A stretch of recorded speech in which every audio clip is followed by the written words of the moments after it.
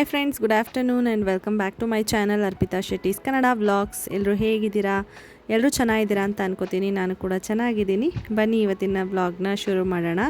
ಇವತ್ತು ಶನಿವಾರ ಬೆಳಗ್ಗೆ ವ್ಲಾಗ್ನ ಸ್ಟಾರ್ಟ್ ಮಾಡಿದ್ದೀನಿ. ಇತ್ತೀಚೆಗೆ ಯೂಶ್ವಲಿ ಬೆಳಗ್ಗೆ ಒಂದು 8 ಗಂಟೆಯಿಂದ 8:30 ಒಳಗಡೆ ವ್ಲಾಗ್ನ ಸ್ಟಾರ್ಟ್ ಮಾಡ್ತಾಯಿದ್ದೀನಿ. ಯಾಕಂದರೆ ಆವಾಗ ನನ್ನ ಮಗಳು ಮಲಗಿರ್ತಾಳೆ, ಫಸ್ಟ್ ನಿದ್ದೆ ಮಾಡ್ತಿರ್ತಾಳೆ, ಸ್ವಲ್ಪ ಫ್ರೀ ಆಗಿರ್ತೀನಲ್ವ ಆ ಟೈಮಲ್ಲಿ, ಆಗ ಶುರು ಮಾಡ್ಕೊತೀನಿ. ಅದಾದಮೇಲೆ ನೆಕ್ಸ್ಟ್ ಹೇಗೆ ಹೋಗುತ್ತೆ ನೋಡಿಕೊಂಡು ವ್ಲಾಗ್ನ ಮಾಡ್ತಾಯಿರ್ತೀನಿ. ನೋಡಿದ್ರ ಟೈಮ್ 8:30. ಖಾರಕ್ಕೆ ರುಬ್ಬಿ ಇಟ್ಟಿದ್ದೀನಿ.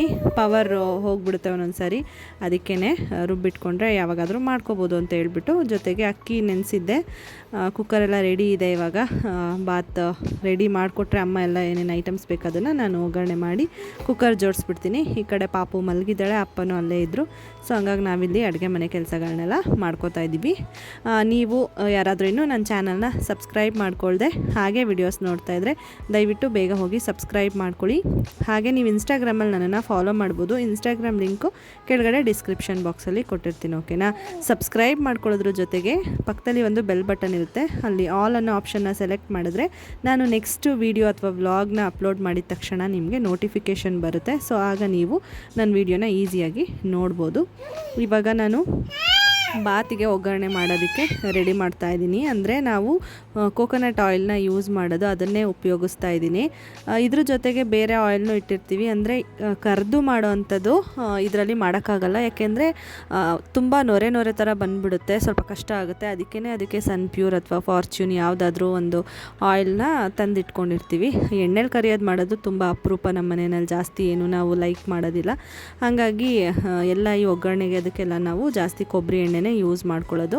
ಅದು ಮುಂಚೆನೇ ಹೇಳಿದ್ನಲ್ವ, ನಮ್ಮ ಮನೆಯಲ್ಲೇ ಕೊಬ್ಬರಿ ಇರುತ್ತಲ್ಲ, ಅದನ್ನು ಬಿಡಿಸಿರೋದಷ್ಟೇ, ಅದಕ್ಕಿನ್ನೇನು ಆ್ಯಡ್ ಮಾಡೋಕ್ಕೆ ಹೋಗಿಲ್ಲ. ಇವಾಗ ಚಿಲ್ಲಿ ಪೌಡರ್ ಮತ್ತು ಧನಿಯಾ ಪೌಡರ್ ತೊಗೊಂಡು ಹೋಗೋಣ ಅಂತ ಬಂದೆ. ಹಾಗೆ ಮಗುನೂ ನೋಡಿಕೊಂಡು ಹೋಗ್ತಾ ಇದ್ದೀನಿ. ಅಪ್ಪ ಅಲ್ಲೇ ಇದ್ರಲ್ಲ, ಸೊ ನೋಡ್ಕೊತಾರೆ. ಅವರು ಎದ್ರೆ ಕರೀತಾರೆ, ಇಲ್ಲ ತೂಗ್ತಾರೆ ಅವರೇನೆ. ಅವರೆಲ್ಲ ತೂಗಿದ್ರೆ ಏನು ಗೊತ್ತಾ, ಇವಳು ಮಲ್ಕೊಳ್ಳೋದಿಲ್ಲ. ನಾನು ಅಮ್ಮ ತೂಗಿದ್ರೆ ಮಾತ್ರ ಮಲ್ಕೊಳ್ಳೋದು. ಇವಾಗ ಕೆಲವೊಬ್ಬರು ಕ್ವೆಶ್ಚನ್ ಕೇಳ್ತಿದ್ರಿ, ಹಸಿಮೆಣ್ಸಿನ್ಕಾಯಿ ತಿನ್ನಬೇಡಿ ಅಂತ ಹೇಳ್ತಿದ್ರಿ, ತಿಂತೀರಾ ಅಂತಲೂ ಕೇಳ್ತಿದ್ರಿ. ಈಗ 5 ಮಂತ್ಸಿಗೆ ಬಿದ್ಮೇಲೆ ಒಂದೊಂದು ಸ್ವಲ್ಪ ಹಸಿಮೆಣ್ಸಿನ್ಕಾಯಿ ಹಾಕ್ತೀವಿ. ಅಂದರೆ 1-2, ಈಗ ಖಾರಕ್ಕೆ ರುಬ್ಬಕ್ಕೆ 1-2 ಹಾಕಿದ್ದೀನಿ.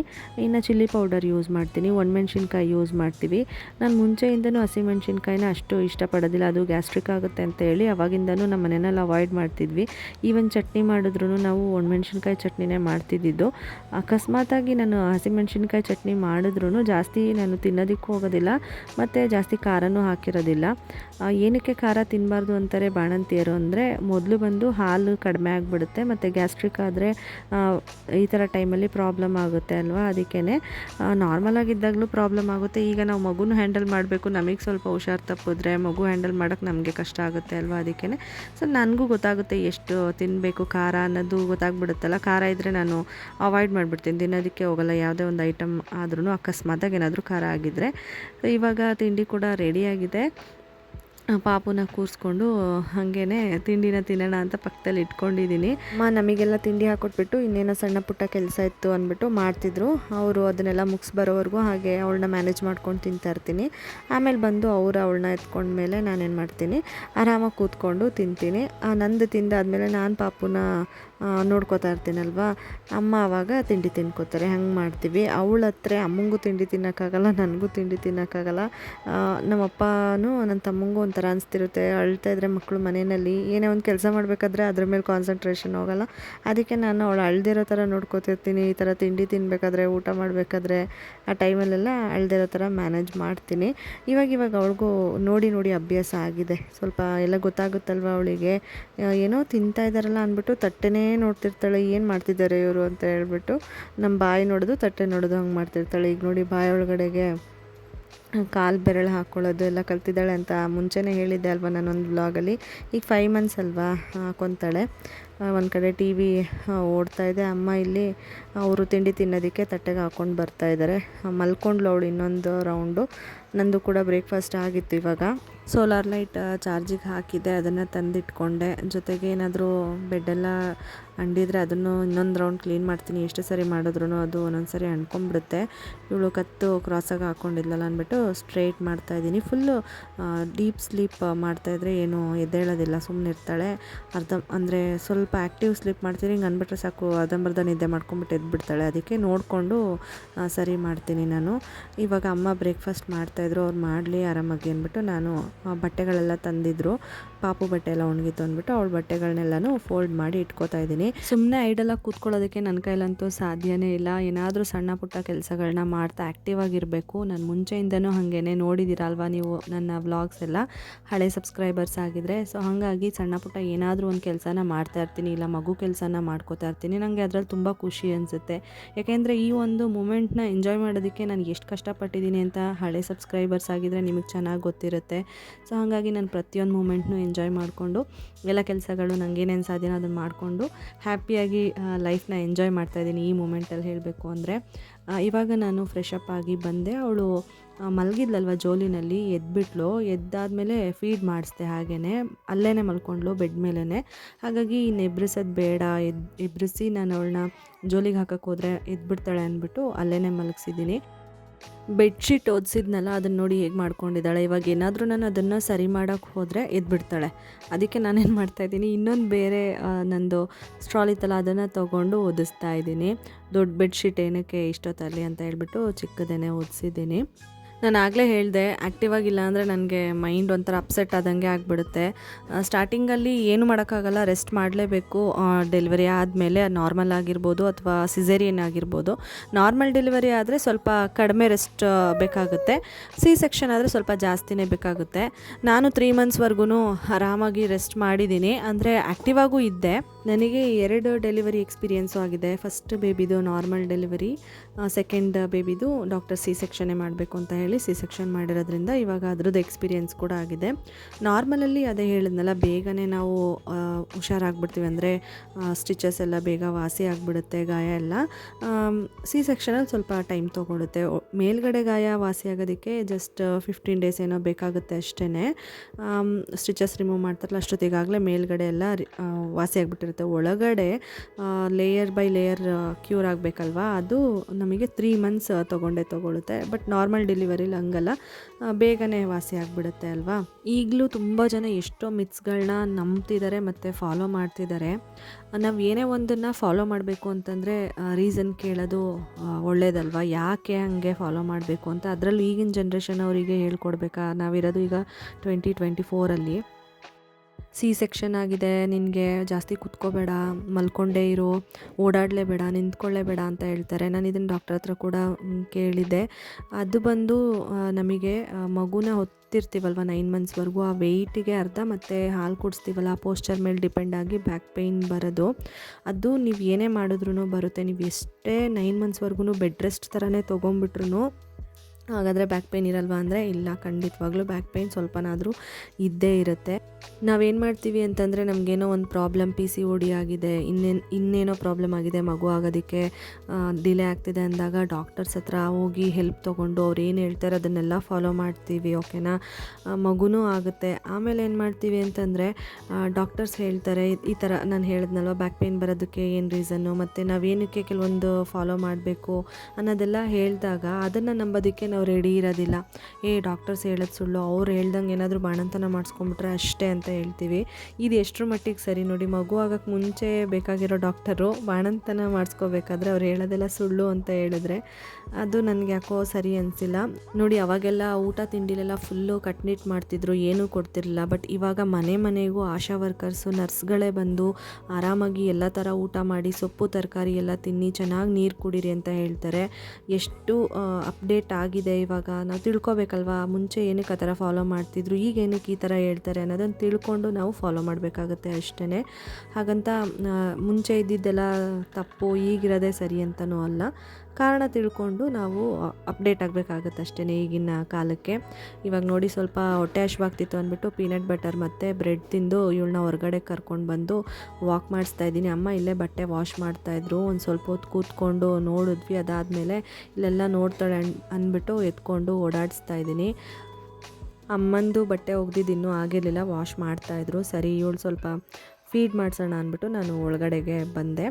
ಅದಾದಮೇಲೆ ನಾನು ವ್ಲಾಗ್ ಕಂಟಿನ್ಯೂ ಮಾಡಲಿಲ್ಲ. ಸಂಡೇ ನನ್ನ ಹಸ್ಬೆಂಡ್ ಬಂದರು. ಅವ್ರ ಜೊತೆ ಒಂದಷ್ಟು ಫೋಟೋಸ್ ತೆಗೆದೆ ಇವಳ್ದು. ಏಕೆಂದರೆ ಬೈಕಲ್ಲಿ ಫಸ್ಟ್ ಟೈಮು ಫೋಟೋ ಇವಳ್ದು. ಈಗ ಒಂಥರ ಬೈಕ್ ತೊಗೊಂಡಿದ್ದಕ್ಕೂ ಸಾರ್ಥಕತೆ ಆಯಿತು ಅಂತ ಅನ್ನಿಸ್ತಾಯಿತ್ತು. ಒಂಥರ ಮೆಮೊರೇಬಲ್ ಮೂಮೆಂಟ್ಸ್ ಇದಿರಲಿ ಅಂದ್ಬಿಟ್ಟು ಕ್ಯಾಪ್ಚರ್ ಮಾಡಿದ್ದೀನಿ. ಹೇಗಿದೆ ಅಂತ ಹೇಳ್ಬಿಟ್ಟು ನನಗೆ ಕಮೆಂಟ್ ಮಾಡಿ ತಿಳಿಸಿ.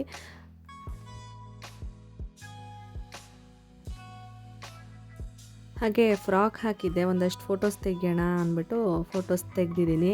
ಚೆನ್ನಾಗಿ ಬಂದಿದೆ. ಹೊಸ ಮೊಬೈಲ್ ತೊಗೊಂಡಿದ್ರು ನನ್ನ ಹಸ್ಬೆಂಡ್, ಪಿಕ್ಸೆಲ್ಲು.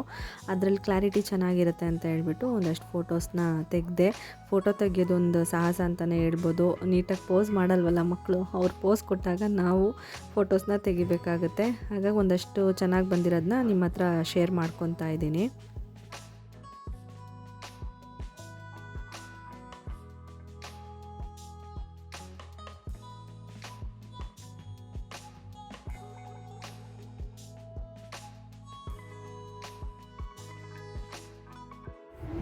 ಫ್ರೆಂಡ್ಸ್, ಇವಾಗ ನಾನು ಮಂಗಳವಾರ ಮಧ್ಯಾಹ್ನ ವ್ಲಾಗ್ನ ಕಂಟಿನ್ಯೂ ಮಾಡ್ತಾಯಿದ್ದೀನಿ. ಸಂಡೇನೂ ವ್ಲಾಗ್ ಮಾಡೋಕ್ಕಾಗಿಲ್ಲ, ಮಂಡೇನೂ ವ್ಲಾಗ್ ಮಾಡೋಕ್ಕಾಗಿಲ್ಲ. ನನ್ನ ಹಸ್ಬೆಂಡ್ ಮಂಡೇ ಈವ್ನಿಂಗ್ ಹೋದರು, ಅವರಿಗೆ ನೈಟ್ ಶಿಫ್ಟ್ ಇತ್ತು ಅಂತ ಹೇಳ್ಬಿಟ್ಟು ಅವ್ರ ಜೊತೆನೇ ಟೈಮ್ ಸ್ಪೆಂಡ್ ಮಾಡಿದ್ದಾಯಿತು. ವ್ಲಾಗೆಲ್ಲ ಜಾಸ್ತಿ ಮಾಡ್ಕೊಳಕ್ಕಾಗಲೇ ಇಲ್ಲ. ಹಾಗಾಗಿ ಇವಾಗ ವ್ಲಾಗ್ ಕಂಟಿನ್ಯೂ ಮಾಡ್ತಾಯಿದ್ದೀನಿ. ಫ್ರೆಶ್ ಅಪ್ ಆಗಿ ಬಂದೆ. ಅವಳು ಮಲಗಿದ್ಲು. ನಾನು ಬಳೆ ಹಾಕ್ಕೊಂಡಿದ್ದೆ, ಅದು ದದ್ದಾಯಿತು ಯಾವುದಕ್ಕೂ ತಾಗಿ. ಸರಿ ಅಂದ್ಬಿಟ್ಟು ಬೇರೆದ್ದು ಅಮ್ಮಂದು ಹುಡುಕಿ ಹಾಕ್ತಾಯಿದ್ದೀನಿ. ಅಂದರೆ ಅಮ್ಮನ ಸೈಜ್ ದೊಡ್ಡದಿದೆ, ಬಳೆ ಸೈಜು ನನಗಾಗಲ್ಲ, ಲೂಸ್ ಆಗುತ್ತೆ. ಅದಕ್ಕೆ ಹುಡುಕ್ತಾ ಇದ್ದೆ ನನ್ನ ಸೈಜ್ ಯಾವುದು ಆಗುತ್ತೆ ಅಂತ ಹೇಳ್ಬಿಟ್ಟು. ಕೊನೆಗೆ ಒಂದು ಸಿಕ್ತು, ಅದನ್ನು ಹಾಕೋತಾ ಇದ್ದೀನಿ. ನಾನು ಸ್ವಲ್ಪ ದಿನ ಬ್ಯಾಂಗಲ್ಸ್ ಹಾಕೋದನ್ನು ಸ್ಟಾಪ್ ಮಾಡಿದ್ದೆ ಎಡಗೈಗೆ. ಫಸ್ಟ್ ಸ್ಟಾರ್ಟಿಂಗ್ 2 ಕೈಗೂ ಹಾಕ್ತಿಲ್ಲ, ಆಮೇಲೆ ಒಂದು ಕೈಗೆ ಹಾಕ್ಕೊಂಡಿದ್ದೆ. ಯಾಕೆಂದರೆ ಮಗು ತಲೆ ಒತ್ತದಂಗೆ ಆಗ್ತಿತ್ತು ನನ್ನ ಕೈಯಲ್ಲಿ ಎತ್ಕೊಂಡಾಗ, ಚಿಕ್ಕವಳಿದ್ದಾಗ 3 ಮಂತ್ಸ್ವರೆಗೂ ಅಂತ ಹೇಳ್ಬಿಟ್ಟು. ಆಮೇಲೆ ಇವಾಗೇನಿಲ್ಲ, ಆರಾಮಾಗಿ ಎತ್ಕೊಂಡು ಅವಳನ್ನ ಹ್ಯಾಂಡಲ್ ಮಾಡ್ಬೋದು, ಏನು ತೊಂದರೆ ಇಲ್ಲ. ಹಾಗಾಗಿ ಇವಾಗ 2 ಕೈಗೂ ಬಳೆನ ಹಾಕೋತಾ ಇದ್ದೀನಿ. ಬ್ಯಾಕ್. ನಾನು ಶನಿವಾರ ವ್ಲಾಗ್ ಸ್ಟಾರ್ಟ್ ಮಾಡಿದೆ, ಆಮೇಲೆ ಸಂಡೇ ವ್ಲಾಗ್ ಮಾಡಲಿಲ್ಲ. ಮತ್ತು ಸಂಡೇ ಒಂದಷ್ಟು ಫೋಟೋಸ್ ಆ್ಯಡ್ ಮಾಡಿದ್ನಲ್ಲ, ಸಂಡೇದು ಫೋಟೋಸು. ಇನ್ನು ಮಂಡೇನೂ ವ್ಲಾಗ್ ಮಾಡಲಿಲ್ಲ. ಇವತ್ತು ವ್ಲಾಗ್ನ ಕಂಟಿನ್ಯೂ ಮಾಡ್ತಾಯಿದ್ದೀನಿ.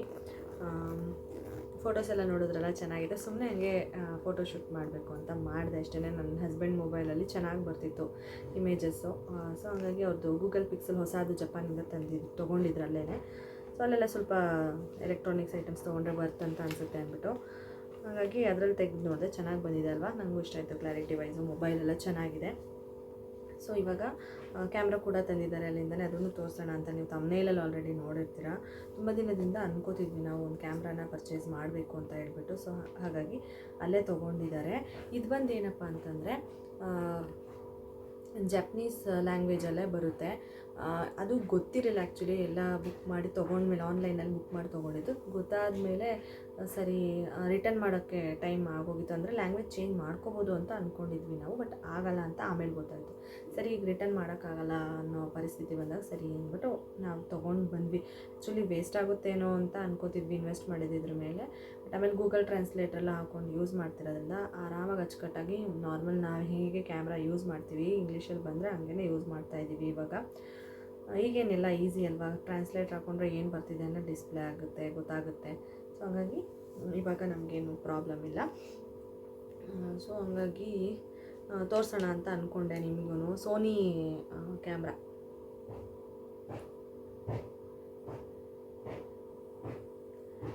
ತಮ್ಮನೇಲ್ಗೊಂದು ಫೋಟೋ ಸೋನಿ ಕ್ಯಾಮ್ರಾನ ತೊಗೊಂಡಿದ್ದೀವಿ. ಇದರಲ್ಲಿ ವಿಡಿಯೋ ಮಾಡೋಕ್ಕಾಗಲ್ಲ, ಜಸ್ಟ್ ಫೋಟೋಸು. ಮೆಮೊರಿ ಕಾರ್ಡ್ ಹಾಕ್ಬಿಟ್ಟು ಫೋಟೋಸ್ ತೆಗೆದ್ರೆ ನಾವು ಶೇರ್ ಮಾಡ್ಕೊಳ್ಳೋಕ್ಕೂ ಈಸಿ. ಅಂದರೆ ಮೊಬೈಲಿಗೆ ಹಾಕ್ಕೊಳ್ಳೋಕ್ಕೂ ಕಾರ್ಡ್ ಹಾಕ್ಕೊಂಡ್ರೆ ಟ್ರಾನ್ಸ್ಫರ್ ಮಾಡ್ಕೋಬೋದು ಅಷ್ಟೇ. ಒಂದಷ್ಟು ಹೇಳ್ಕೊಟ್ಟಿದ್ದಾರೆ ನಮ್ಮ ಮನೆಯವರು ಯಾವ ಥರ ಯೂಸ್ ಮಾಡೋದು ಅಂತ. ನಾನು ಕಲ್ತ್ಕೊಂಡಿದ್ದೀನಿ ಇವಾಗ. ನಾನು ಕ್ಯಾಮ್ರಾಸ್ ಎಲ್ಲ ಹ್ಯಾಂಡಲ್ ಮಾಡಿದ್ದೀನಿ ಇಷ್ಟೊಂದು ಸರಿ, ಬಟ್ ನಮ್ಮದು ಅಂತ ಹ್ಯಾಂಡಲ್ ಮಾಡ್ತಾ ಇರೋದು ಇದೇ ಫಸ್ಟ್ ಟೈಮು. ಚೆನ್ನಾಗಿದೆ, ಫ್ಲ್ಯಾಶ್ ಎಲ್ಲ ವರ್ಕ್ ಆಗುತ್ತೆ, ಚೆನ್ನಾಗಿ ವರ್ಕ್ ಆಗುತ್ತೆ. ಮತ್ತು ಇನ್ನೇನು ಹೇಳಬೇಕು ಇದ್ರ ಬಗ್ಗೆ, ನನಗೆ ಅಷ್ಟೊಂದು ಗೊತ್ತಿಲ್ಲ. ಜಸ್ಟ್ ಯೂಸ್ ಮಾಡೋದು ಹೇಳ್ಕೊಟ್ಬಿಟ್ಟು ಹೋಗಿದ್ದಾರೆ ನಮ್ಮ ಮನೆಯವರು. ಇಲ್ಲೇ ಇರಲಿ ಅಂತ ಹೇಳ್ಬಿಟ್ಟು ಇಟ್ಬಿಟ್ಟು ಹೋದರು.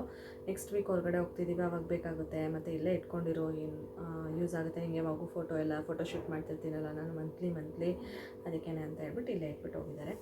ಇದಕ್ಕೆ ಜಪಾನಿಂದ ತಂದಿರೋದ್ರಿಂದ ಚಾರ್ಜರ್, ಬ್ಯಾಟ್ರಿ ಚಾರ್ಜರ್ ಈ ಥರ ಎಕ್ಸ್ಟ್ರಾ ನಾವು ಹಾಕೋಬೇಕಾಗುತ್ತೆ, ಅಡಾಪ್ಟರ್ ಥರ ಅಷ್ಟೇ. ಹಾಗೆ ಒಂದು ಸ್ವಲ್ಪ ಹೇಳ್ಬೇಕಂದ್ರೆ ಇಲ್ಲಿ ಆನ್ ಮಾಡೋದಿದೆ, ಆನ್ ಮಾಡಬೇಕು ಬಟನ್ನು, ಇಲ್ಲಿ ಕ್ಲಿಕ್ ಮಾಡೋದಿದು ಫೋಟೋಸ್ ಕ್ಲಿಕ್ ಮಾಡ್ಕೊಳ್ಳೋದಕ್ಕೆ.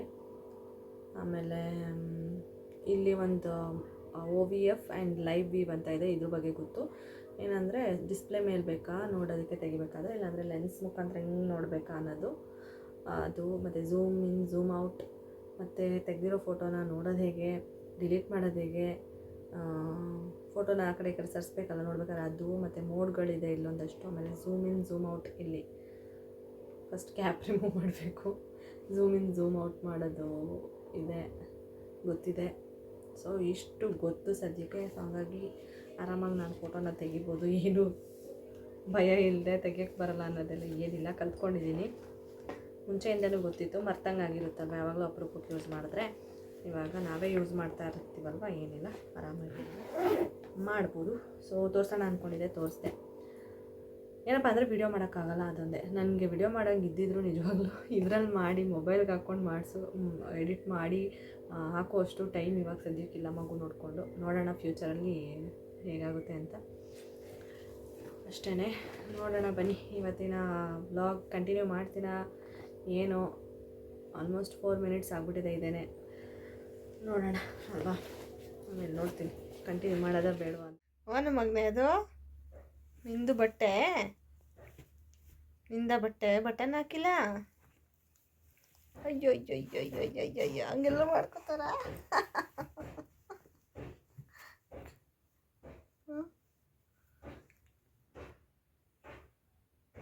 ಚಿನ್ನಿ ಹಾಕ್ಲಿಕ್ಕೆ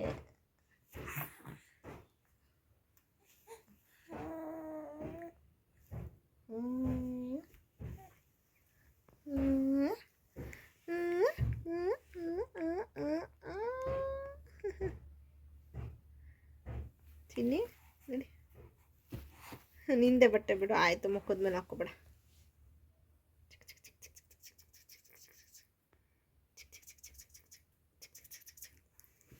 ಇವಾಗ ನಾನು ಪಾಪು ಇಬ್ಬರು ರೆಡಿ ಆಗಿದ್ದೀವಿ. ಹೊರಗಡೆ ಒಂದು ಸ್ಮಾಲ್ ವಾಕ್ ಮಾಡ್ಕೊಂಡು ಬರೋಕ್ಕೆ, ಅವಳಿಗೆ ಫುಲ್ ಸ್ವೆಟರೆಲ್ಲ ಹಾಕಿ, ಇದು ಸ್ಲೀವ್ಸ್ ಸ್ವಲ್ಪ ಕಡಿಮೆ ಅಲ್ವಾ, ಅದಕ್ಕೆ ಸ್ವೆಟರ್ ಹಾಕಿ ಶಾಕ್ಸ್ ಎಲ್ಲ ಹಾಕ್ಬಿಟ್ಟು ಪ್ಯಾಂಟೆಲ್ಲ ಹಾಕ್ಬಿಟ್ಟು ರೆಡಿ ಮಾಡಿದ್ದೀನಿ. ಟೋಪಿ ಒಂದು ಹಾಕೋಕ್ಕಾಗಲ್ಲ, ಯಾಕೆಂದರೆ ಅವಳಿಗೆ ಕಿವಿ ಇನ್ನೂ ನೋವುತ್ತೇನೋ ಅಂತ ಹೇಳ್ಬಿಟ್ಟು ಹಾಕ್ತಾಯಿಲ್ಲ. ಇಲ್ಲೇ ನನ್ನ ದುಪಟ್ಟದಲ್ಲೇ ಕವರ್ ಮಾಡ್ಕೊತೀನಿ. ಆ್ಯಂಡ್ ಈ ವ್ಲಾಗ್ನ ಇಲ್ಲಿಗೆ ಎಂಡ್ ಮಾಡ್ತಾಯಿದ್ದೀನಿ. ಈ ವ್ಲಾಗ್ ಇಷ್ಟ ಆಗಿದ್ರೆ ಲೈಕ್ ಮಾಡಿ, ಕಮೆಂಟ್ ಮಾಡಿ, ಹಾಗೆ ಸಬ್ಸ್ಕ್ರೈಬ್ ಮಾಡ್ಕೊಳ್ಳೋದನ್ನ ಮರಿಬೇಡಿ ನನ್ನ ಚಾನಲ್ಗೆ. ಪ್ಲೀಸ್ ಸಬ್ಸ್ಕ್ರೈಬ್ ಮಾಡಿಕೊಂಡು ಸಪೋರ್ಟ್ ಮಾಡಿ. ಹೊಸದಾಗಿ ಸಬ್ಸ್ಕ್ರೈಬ್ ಮಾಡ್ಕೊಂಡವ್ರಿಗೆ, ಇವಾಗ ಸಬ್ಸ್ಕ್ರೈಬ್ ಮಾಡ್ಕೊಳ್ಳೋರಿಗೆ ಥ್ಯಾಂಕ್ಸ್ ಹೇಳ್ತೀನಿ. ನನ್ನ ತುಂಬ ದಿನದಿಂದ ಸಬ್ಸ್ಕ್ರೈಬ್ ಮಾಡಿಕೊಂಡು ನನ್ನ ಚಾನಲ್ಗೆ ಸಪೋರ್ಟ್ ಮಾಡ್ತಿರೋರಿಗೂ ತುಂಬ ತುಂಬ ಥ್ಯಾಂಕ್ಸ್ ಹೇಳ್ತೀನಿ. ಮತ್ತೆ ಸಿಗ್ತೀನಿ ನೆಕ್ಸ್ಟ್ ವ್ಲಾಗಲ್ಲಿ. ಅಲ್ಲಿವರೆಗೂ please be safe, be healthy, and thank you so much for watching my video. Bye.